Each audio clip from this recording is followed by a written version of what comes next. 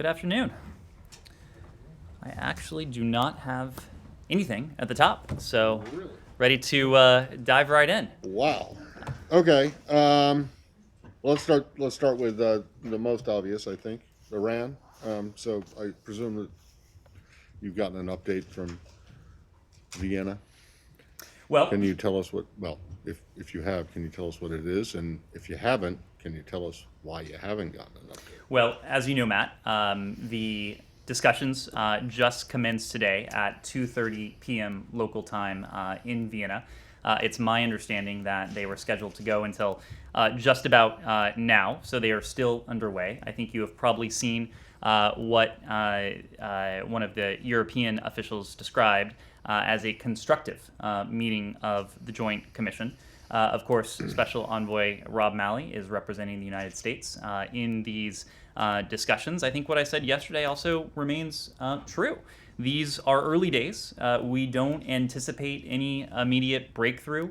We don't anticipate being in a position to provide any sort of live commentary on these discussions. We know these will be tough talks. We know there will be difficult discussions ahead. But again, this is a healthy step forward. It's a healthy step forward because it allows us to move forward with what we see is as the only path to achieve what President Biden and as a candidate Biden laid out. And that is a mutual return to compliance. Mutual meaning Iran returning to its commitments under the 2015 JCPOA, those commitments spelling out the parameters under which Iran is permanently and verifiably prevented from obtaining a nuclear weapon. And on our side, what we might need to do to return to compliance ourselves. Those are the two working groups. Those are the two issues that are on the table. The shorthand is compliance for compliance. There are obviously many more complexities involved in that, but that will be the task ahead for our partners, the Europeans, as well as the Russians and the Chinese, in their talks with the Iranians going forward. Okay. Well, you said you weren't going to be offering any live commentary, but in fact, you offered some live commentary, but it wasn't even your own. It was a European official's commentary.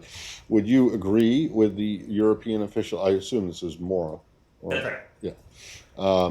Would you agree with that assessment that this, whatever it was that has happened so far, has been constructive? Well, we weren't a part of that Joint Commission meeting, obviously. Just relaying what Mr. Mora said in his statement.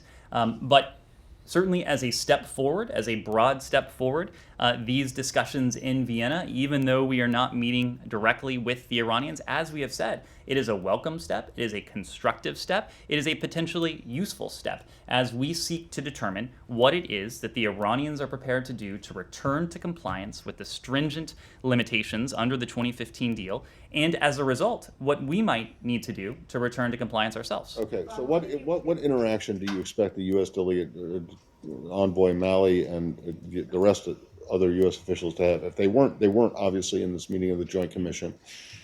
You quoted a European as saying it was constructive, but do they even need to be there right now? What are they doing? Well, they do need to be there because there are, as I said before. When do they get involved in whatever talks there's going to be? Well, so they're involved on a daily basis.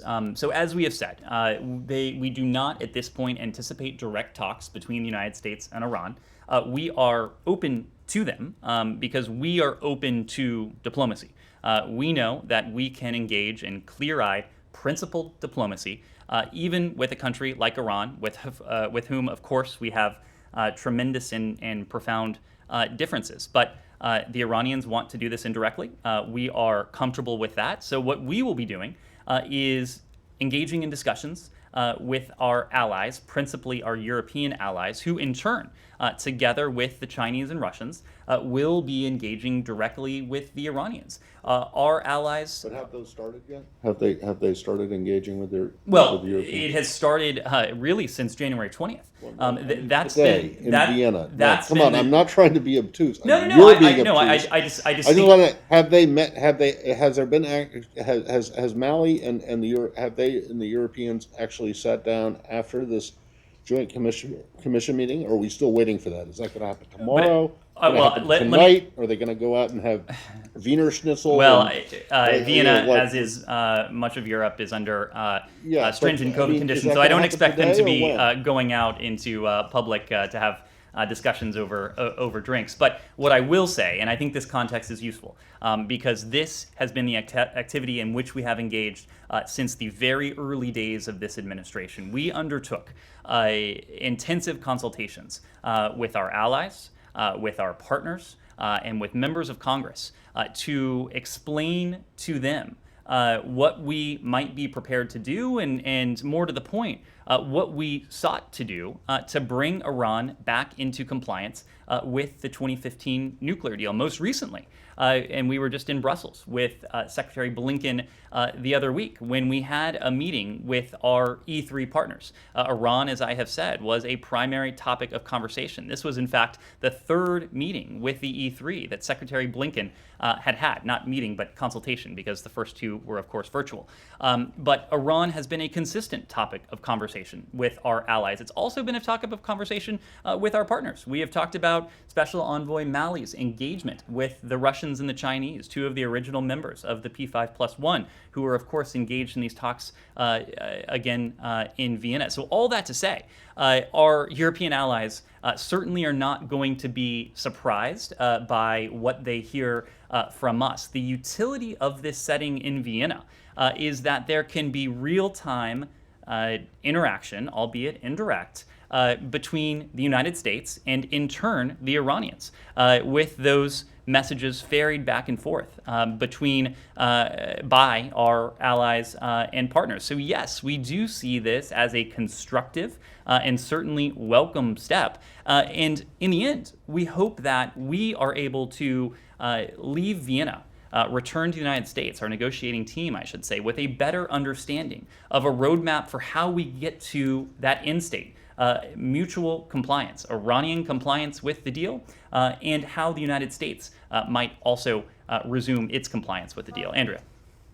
How difficult would it be to unwind the Trump sanctions, given how many were layered on, and especially the terrorist designation?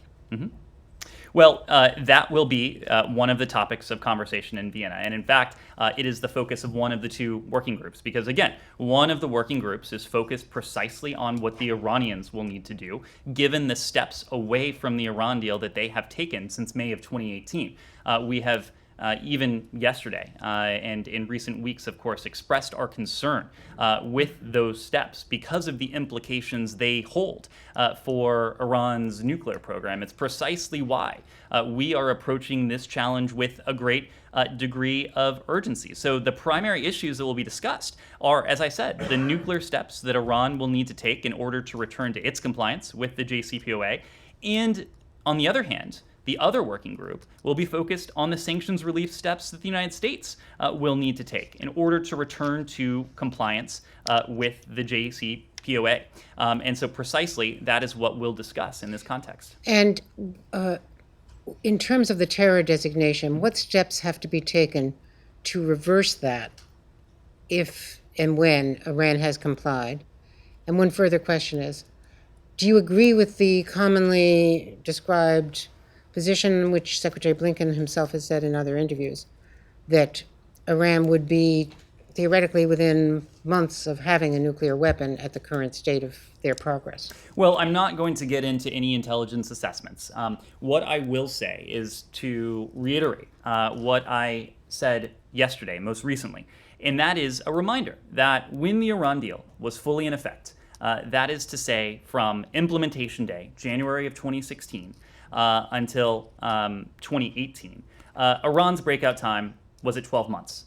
That was one of the primary objectives, one of the many virtues of the Iran deal when Iran was in full compliance with the deal.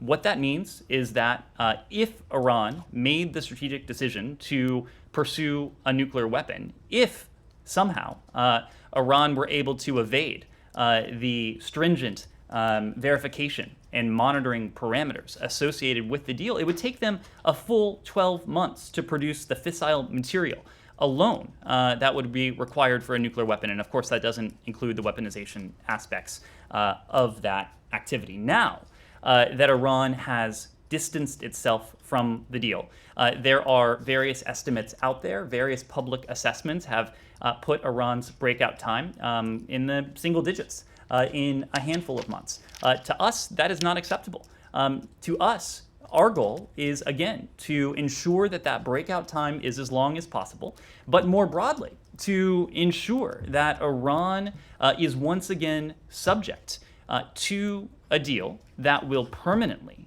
and verifiably prevent Iran from ever obtaining a nuclear weapon. Now, this takes me to another point.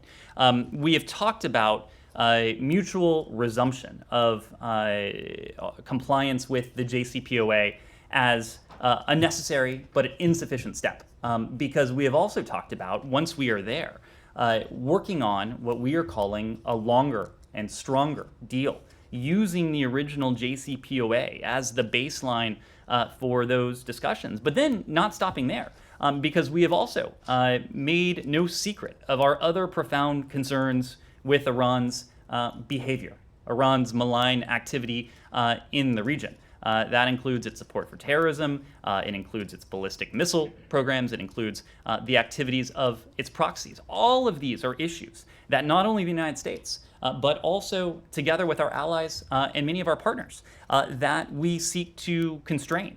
So that will be the broader effort here. Now, what is on the table in Vienna today and over the next handful of days are those initial indirect discussions about that first step. What Iran would need to do to resume compliance with the JCPOA, and what the United States would need to do to resume its compliance with the JCPOA. That task alone won't be easy. It won't be simple.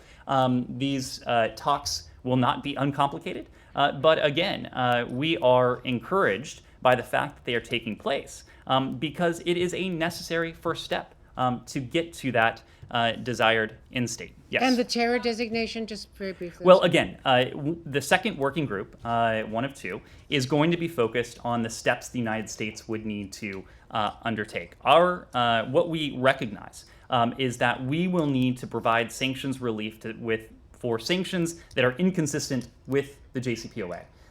But again, that's why we have a working group focused on this, and I wouldn't want to discuss it from here. Consistent, not inconsistent. We would need to provide sanctions relief for sanctions that are inconsistent with the JCPOA. Oh, no. Really? No. I think what the Iranians are looking for is an easing of sanctions that were lifted consistent with the JCPOA. I think we're saying the same thing. Nuclear We're saying exactly the same thing. Iran? All right. Yes, Iran. So you said a handful of days, there's going to be another meeting tomorrow and then the day after that. I mean, could you give us some idea of how long this presumably first round is? That's one. Two, since you're talking about a roadmap, does that suggest the possibility of simultaneous steps being taken towards compliance? And three, since the Iranians are still saying publicly the Supreme Leader's statement, which is that they want all sanctions lifted at once and not step by step, is that even something that's being considered on the table? I mean, is there some way you could work with that? Well, Special Envoy Malley has spoken to this in recent days, and he has made the point that maximalist demands are not going to get us anywhere. The reason we are in Vienna is to discuss what those steps might look like to return to mutual compliance. Calls for the United States to take unilateral gestures or conciliatory overtures that are unmatched by the Iranians. I don't think that is constructive. We don't think that is constructive.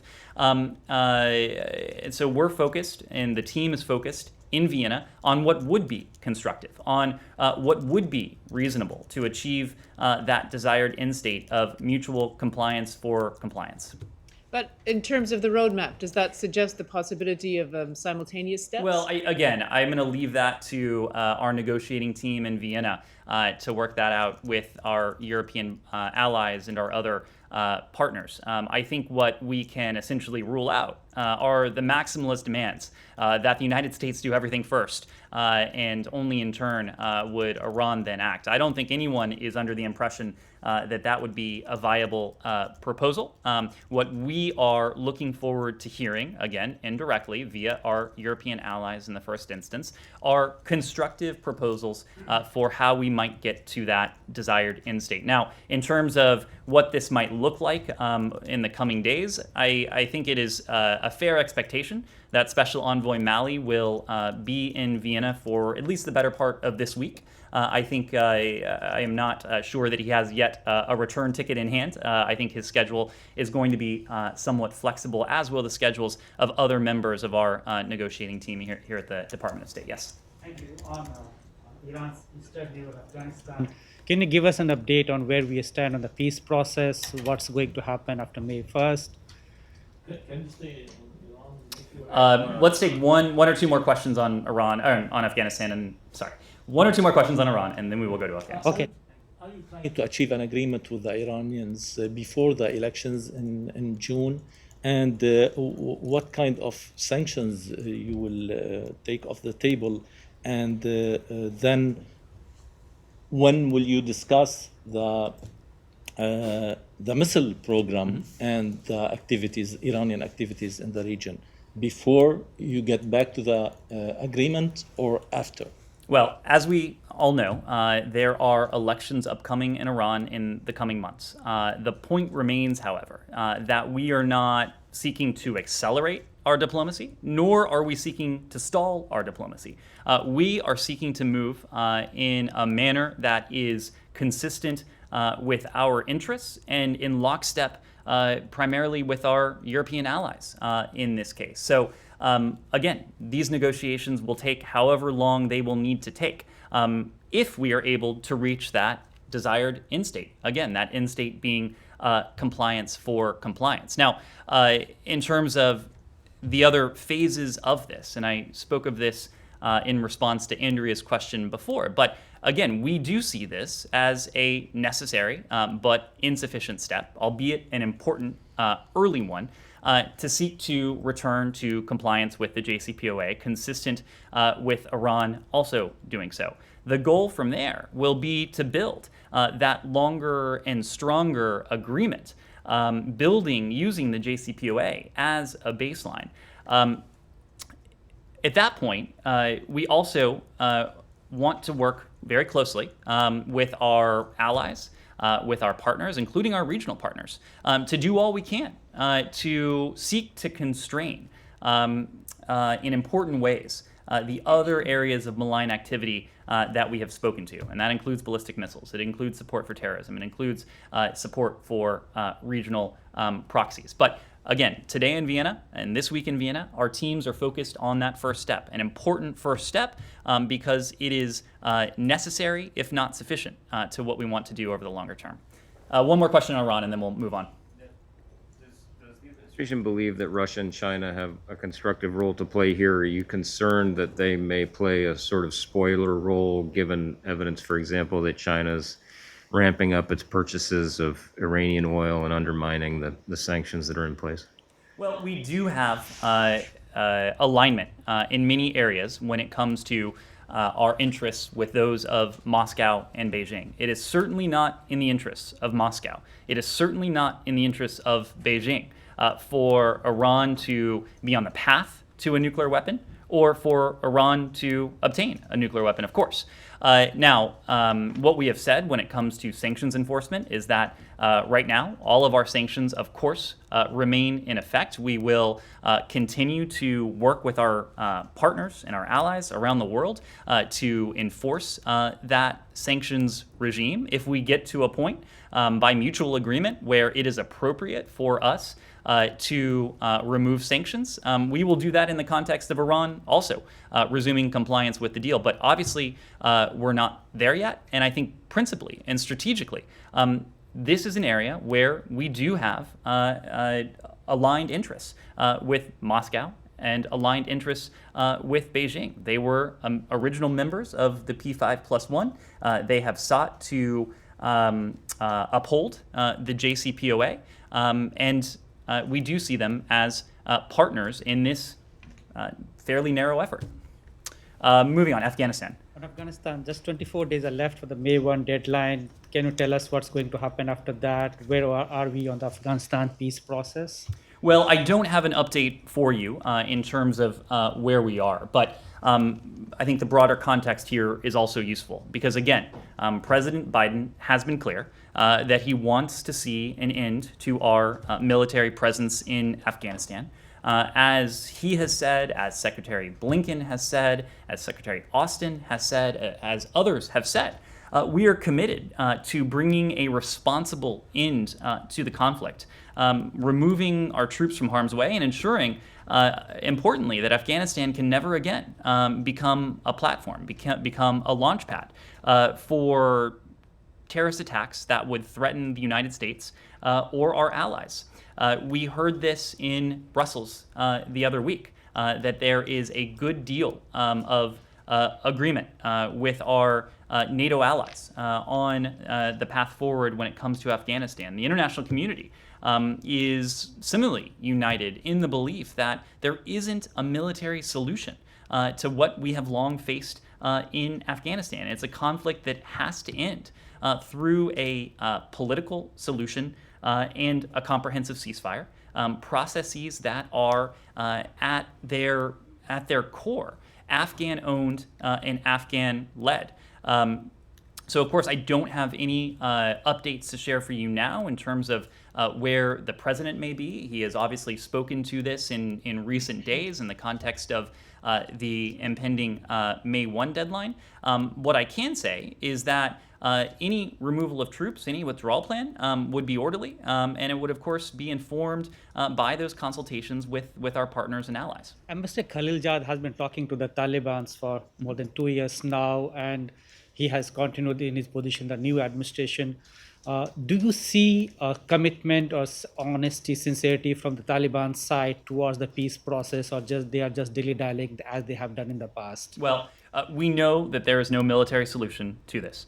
We know that a comprehensive ceasefire and a political settlement has to be arrived at through diplomacy. And that is precisely what Ambassador Khalilzad, what his team is engaged in. He is currently in Doha, meeting with both the Islamic Republic and the Taliban negotiating teams to push for further progress in negotiations and a reduction in that violence. He's also meeting with other international partners to explore how it might be that the international community can best help the two negotiating sides accelerate that process. Now, we have also said in recent days that levels of violence are unacceptably high, and we have consistently called on the Taliban to reduce those levels of violence. And that is precisely because we want to create conditions that are conducive to those peace negotiations moving forward in a way that is constructive and in a way that is promising.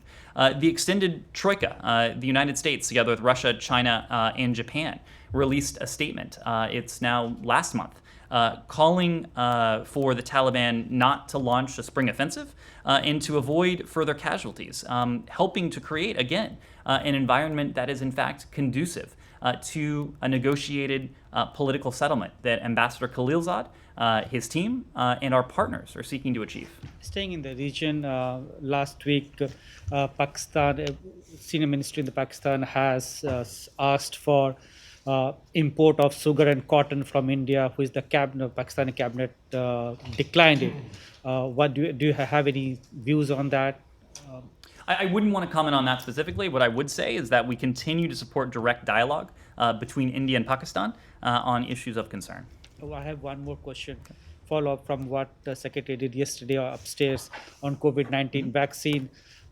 Several countries led by India and South Africa have reached out to WTO for TRIPS waiver of certain COVID-19 vaccines. I think 60 congressmen here in the US have also written a letter to President in support of that cause. the commerce or the companies here are opposing that, but what is the administration's positions or the State Department position on it? Because it's going to be a key element in what Secretary of State said yesterday, that everyone has to be vaccinated at an affordable cost. Well, what the Secretary said yesterday and what President Biden has consistently said is that our first priority as the American government is to take care of the American people. We are a country, of course, that has suffered tremendously from the toll of the pandemic. We have suffered more deaths in this country than any other country around the world. And given the unpredictability of this virus, the surges, the spikes that we have seen here, the mutations that we can continue to see take hold not only here but around the world, we need to be prepared for a variety of scenarios, and that is precisely what we are doing. At the same time, as we increase confidence that we have enough vaccine for the American people, that we have accounted for various scenarios, we will look at options for sharing doses globally, including through Gavi and the COVAX Advanced Market Commitment, or the AMC. But we've already have taken important steps to demonstrate the sort of international leadership that Secretary Blinken referred to yesterday. His point is a profoundly important one, and that is principally that in order for us to be able to fully protect the American people, we must address COVID not only here in the United States, but also around the world, because as long as the virus is circulating in the wild, as long as the virus is not controlled anywhere, it has the potential to mutate. It has the potential to come back to this country. And so that is why, from literally day one, we have demonstrated our commitment to working closely with the international community. We, of course, re-engaged the WHO on President Biden's first day in office. We committed to providing the most funding to COVAX of any other country in the world. $2 billion initially, another $2 billion over time. We have, of course, spoken about the arrangement that we have reached with our Mexican and Canadian partners, and we announced with our Quad partners that we're working to achieve expanded manufacturing of safe and effective vaccines at facilities in India. This, in turn, boosts production globally. So this, we will continue to be engaged on the international stage, just as we continue to focus on a safe and effective distribution of the vaccine here at home. But what is going to be U.S. position at WTO, where India and South Africa are asking for TRIPS waiver of COVID-19 vaccines? Well, I don't have anything specific to preview or to add on our position at the WHO. I think it is safe to say that the president is deeply focused, Secretary Blinken is deeply focused on the issue of expanding global vaccine manufacturing and delivery, which of course will be critical to ending this pandemic. Yes. Thank you. Jordan, in your assessment, has the conflict there been resolved? And did anyone from the administration call the king during the last 2 days? Well, I don't have any calls to read out at the moment. Of course, we said over the weekend that we were in close touch with Jordanian officials, starting when those reports began to emerge. And we were in close touch with Jordanian officials precisely because we value King Abdullah II's leadership, we value his integrity, we value his vision, and again, he has our full support. He has our full support for all of those facets and all of those regions, in addition to the mutual interests that we have with the Kingdom of Jordan. On top of the fact that the king has demonstrated remarkable leadership in the humanitarian gestures, in what he has done for the people of Syria who have suffered so tremendously under the brutal dictatorship of Bashar al-Assad. So we have been in close touch with our Jordanian partners. Call him? I'm Did sorry? anyone call him from the I don't have any administration? calls to read out at the moment. And did you provide him with any kind of any support? I am not aware that they made any requests for support. Of course, we do have a strategic partnership with the Kingdom of Jordan. We stand by Jordan, but I'm not aware of any such requests that came in. My last question on the Iraq-US talks tomorrow. What are your expectations from the strategic dialogue? Well, this, of course, will be the third strategic dialogue that the United States will hold with our strategic partner, Iraq.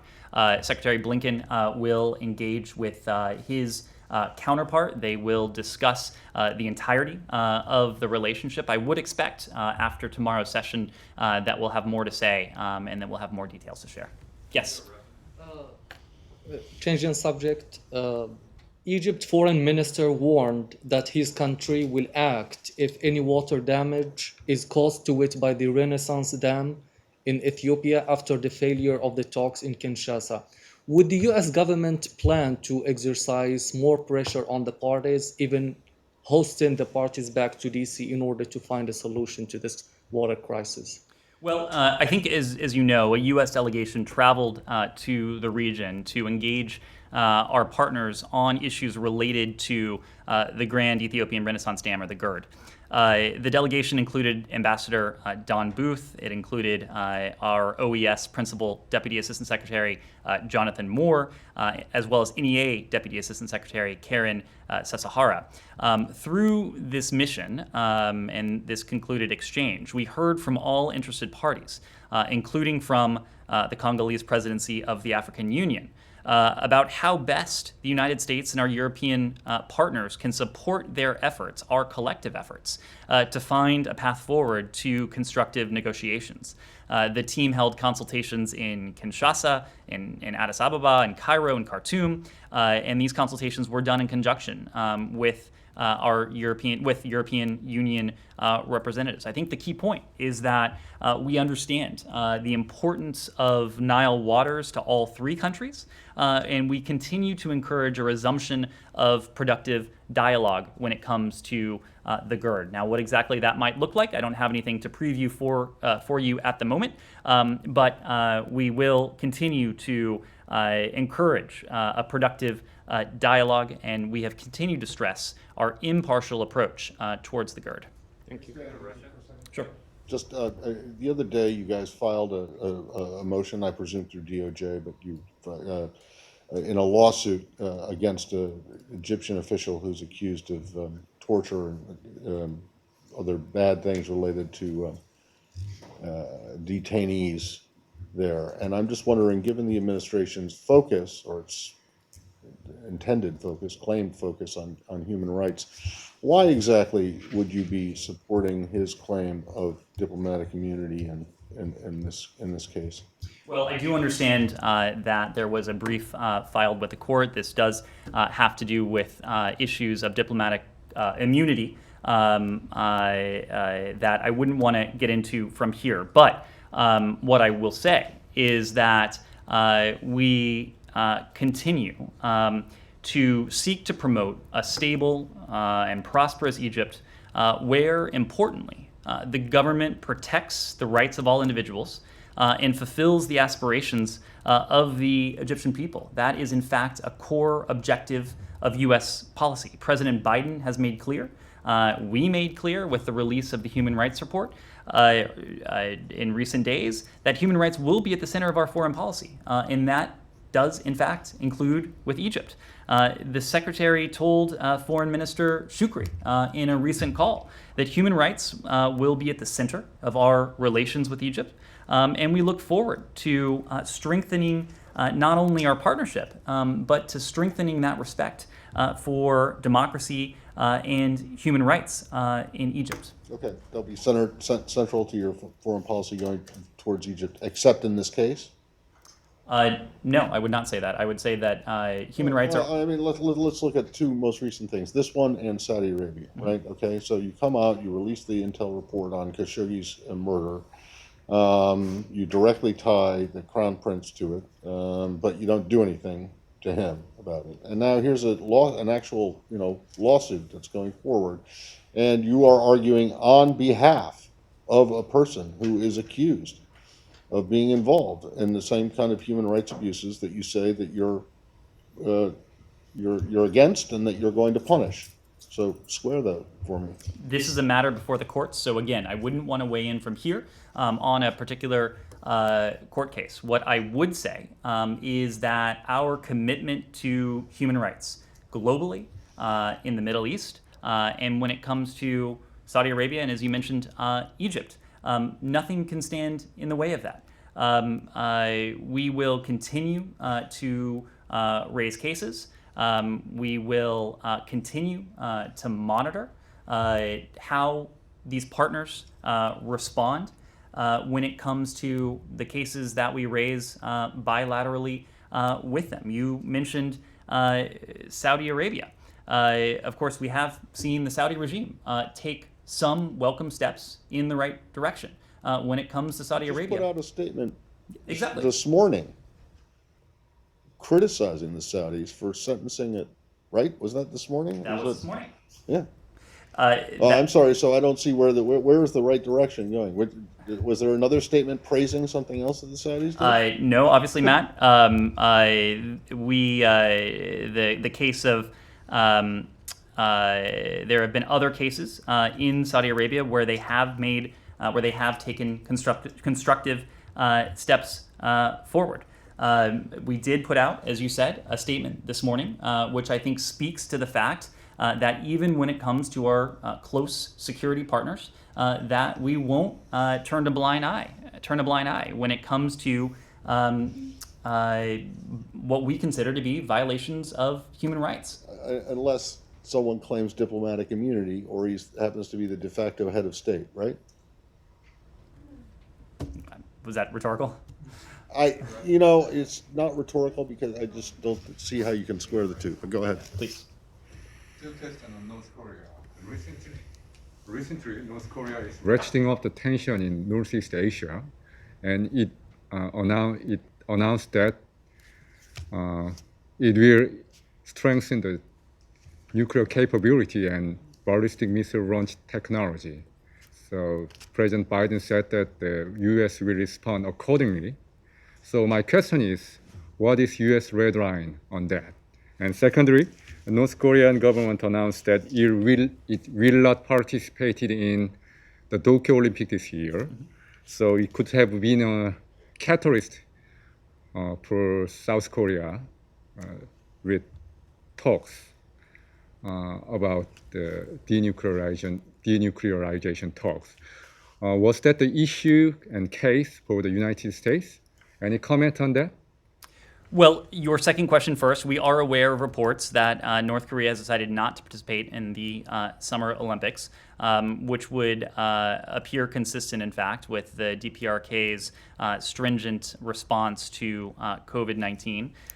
We will continue to coordinate closely with the Republic of Korea and with Japan on DPRK issues in pursuit of our shared goals of peace and security on the Korean Peninsula and across the Indo-Pacific. Of course, the White House spoke late last week to the trilateral meeting between the National Security Advisor, Jake Sullivan, and his South Korean and Japanese counterparts at the U.S. Naval Academy in Annapolis. All of this is part of the ongoing review that we have underway when it comes to our North Korea policy. This is something that we have spoken of for several weeks now.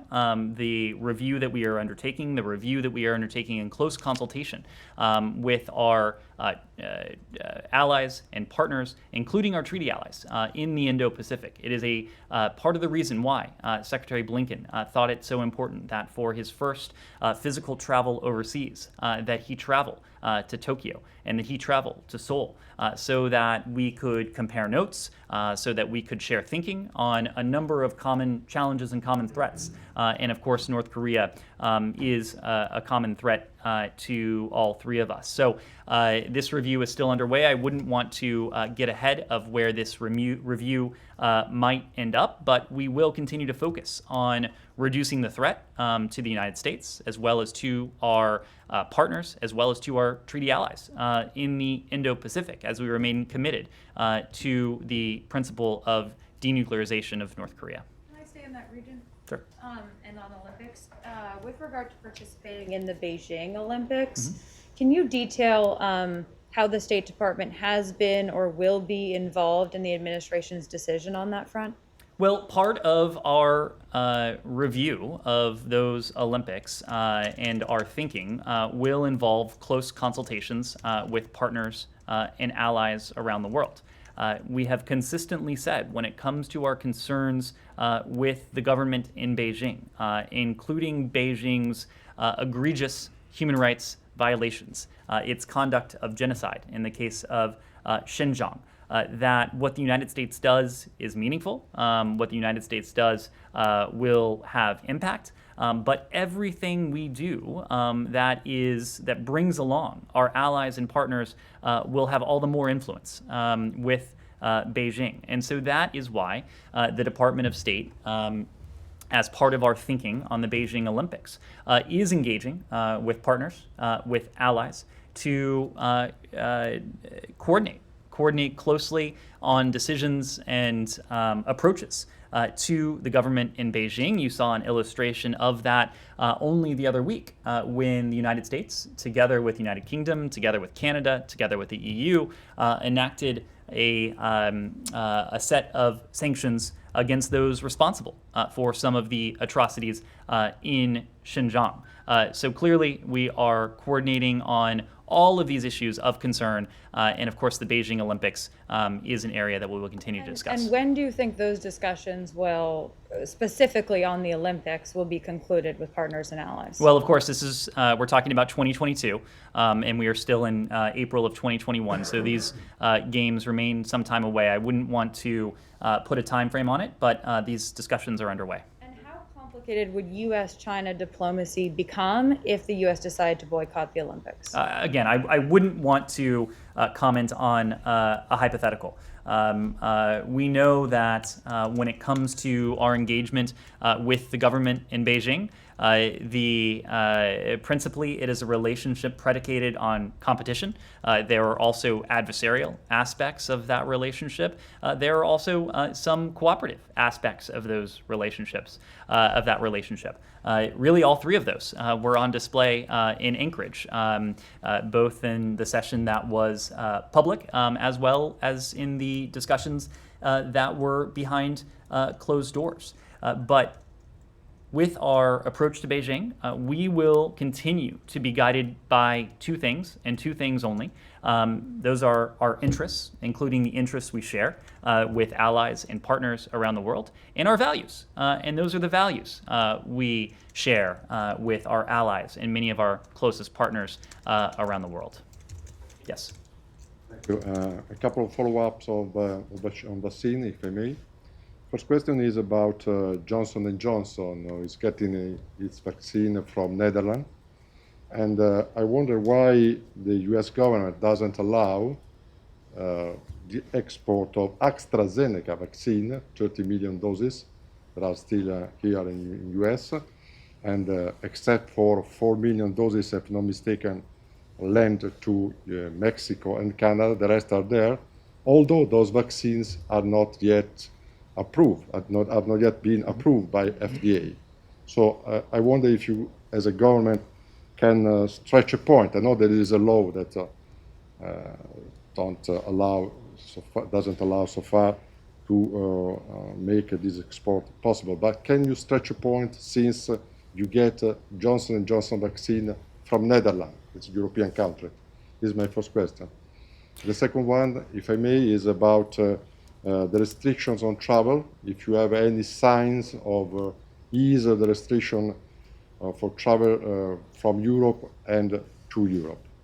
Well, your second question, that will be a question that will be guided by the science. It will be guided by what our Centers for Disease Control and Prevention, what our broader set of scientists and medical experts advise. Obviously, the CDC has recently issued new guidance on some elements of travel. I would refer you there for more information on that. But at its core, these will be decisions that, again, will be based on science, on expertise, on epidemiology in this case. When it comes to the vaccine, I just want to be very clear, and I know the White House has made this point as well, that there is no outright export ban on vaccines. But the point I was making before, when we were talking in the context of with Lalit, remains, and that is that this administration, this president, this Secretary of State are focused first and foremost on protecting the American people.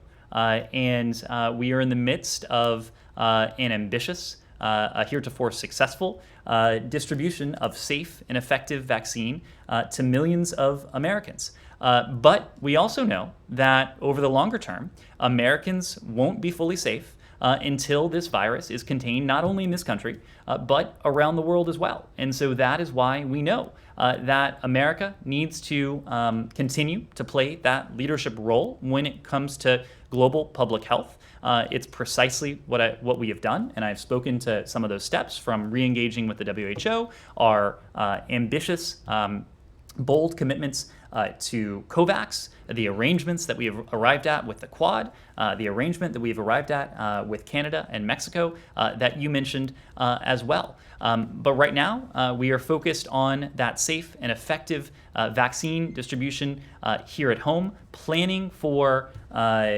what might allow us to vaccinate as many Americans as quickly as possible, while also accounting for scenarios that may develop. But we fully expect, as we become more comfortable in our position here at home, in this vaccination campaign here at home, that we'll be able to continue to engage the international community on this important challenge, because we know, again, that is a challenge that we must address collectively, and no one has the potential to galvanize international action, collective action, like the United States, and that's what we'll continue to do. I wanted to get your response on a couple of pieces of news. I think this broke just before you started talking, but Al Arabiya is reporting that an Iranian cargo ship, possibly affiliated with the Revolutionary Guards, has been come under attack in the Red Sea. If you have anything on that, that would be great. And just secondly, Ukrainian President Zelensky has called on NATO to support a path to membership for his country. Does the US support that, bearing in mind this build-up that you've expressed concerns over? Well, this administration is committed to ensuring that NATO's door remains open to aspirants when they are able to meet the commitments and obligations of membership and contribute to security in the Euro-Atlantic area. We affirm our support for that open door policy that was expressed in the 2008 Bucharest Declaration, and we stand by the right of each sovereign country to choose for itself whether it joins any treaty or alliance, and of course that does include NATO. We are committed to ensuring that aspirant countries wishing to join NATO meet the organization's standard for membership. To that end, we continue to urge the government of Ukraine to implement the deep, comprehensive, and timely reforms necessary to build a more stable, democratic, prosperous, and free country. We support Ukraine's efforts to advance the rule of law. We support reforms and economic growth. And we, of course, continue to support our partner, Ukraine, in the fight against Russian aggression. And you're right that we have spoken about this in recent days. More importantly, several of the most senior members of this administration have spoken to their NATO counterparts, starting with the President of the United States, the Secretary of State, the National Security Advisor, the Secretary of Defense, the Chairman of the Joint Chiefs of Staff, and others have been in close touch with their Ukrainian counterparts. But that doesn't change your view on Ukraine and NATO, given what's happening on the border. You don't want to kind of give more impetus to that push now. Oh, we are certainly supportive of all the reforms that Ukraine is engaged in on all of the areas that I just listed. Again, we are fully supportive and affirm NATO's open door policy, and we continue to look forward to working closely with Ukraine on all of these reforms that are in train. On the Iranian ship? On the Iranian ship, I don't have anything immediately to offer, but if we do, we can get back to you. Two things I think you can dispatch with extremely quickly. One, the administration came in saying it was going to reverse the Trump-era refugee admission policy. but it hasn't done it yet. Do you have any idea what's taking so long for the cap to be elevated? Well, What's going on? President Biden has spoken both on the campaign trail as a candidate, Yes, he has, and, but he hasn't actually done anything about it yet. So I'm and- wondering what the holdup is. and more recently as president, about his commitment to ensuring that the United States is again a leader when it comes to refugees and when it comes to providing humanitarian relief to those fleeing violence, to those fleeing persecution the world over. It is also true that the United States refugee program was left in a state of disarray by the past administration. There is a great deal of rebuilding that needs to take place in order to have a refugee program that allows us to achieve what we want it to achieve in a way that is both effective and that is safe. So is that what's taking so time? You have to rebuild the program? There is a great deal of rebuilding given the Secondly- state of disrepair is left in. Secondly, the secretary met with the acting head of the U.S. Agency for Global Media today. As you will recall, the previous administration also left that agency in a bit of a, well, it did what it did.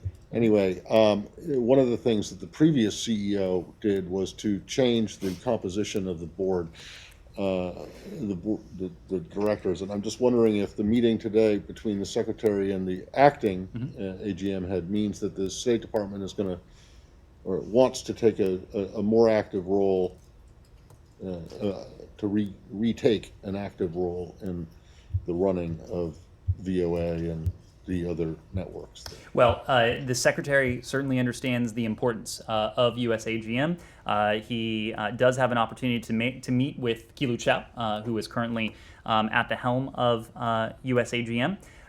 We understand the important function that USAGM's component elements provide in the dissemination of information the world over, including in places that lack options to hear messages that are unadulterated by the host government. At the same time, we also recognize the important editorial independence that comes with those elements. The Secretary respects that editorial independence. He thinks that it is important that we continue to adhere to that firewall when it comes to editorial independence, but we can do both. We can ensure that USAGM has the backing, has the support it needs to accomplish its important mission without interfering in that important mission. Right, but is there a desire on his part to get back onto the board? There was a State Department seat on the what used to be the BBG, and then it was eliminated under the previous CEO.